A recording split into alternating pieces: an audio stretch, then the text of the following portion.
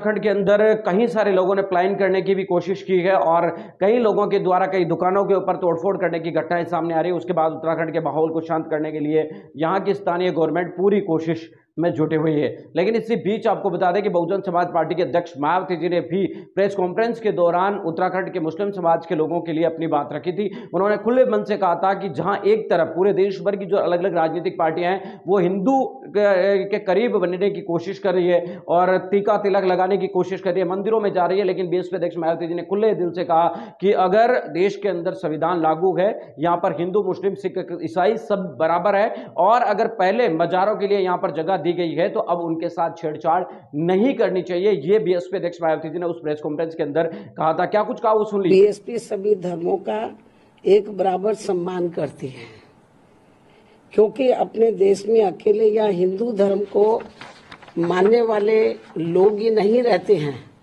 बल्कि मुस्लिम, सिख, ईसाई, पारसी व बौद्ध आदि इन विभिन्न धर्मों को मानने वाले लोग भी रहते हैं।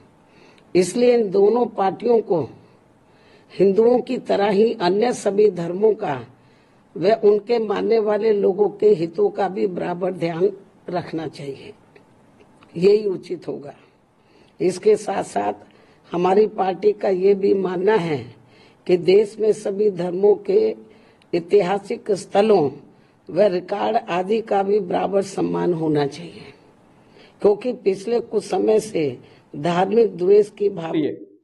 तो आपको बता दें कि ये बीएसपी अध्यक्ष मायावती जी ने उस दिन कहा था और उसके बाद अब बहुजन समाज पार्टी के नेता इमरान मसूद ने जमकर बीएसपी अध्यक्ष मायावती जी की तारीफ की है। उन्होंने कहा कि जहां समाजवादी पार्टी के प्रमुख अखिलेश यादव और अन्य जो कांग्रेस सहित राजनीतिक दल है जो मुस्लिमों के हितैषी होने के दावे करते हैं, उन्होंने इस मसले के ऊपर, उत्तराखंड के मसले पर एक लफ्ज तक नहीं बोला, कोई सामने आने के लिए तैयार नहीं था। लेकिन उसके बावजूद भी बहुजन समाज पार्टी के अध्यक्ष मायावती जी सामने आई, मुस्लिम समाज की बात उन्होंने रखी और देश भर के सामने अपनी बात रखी।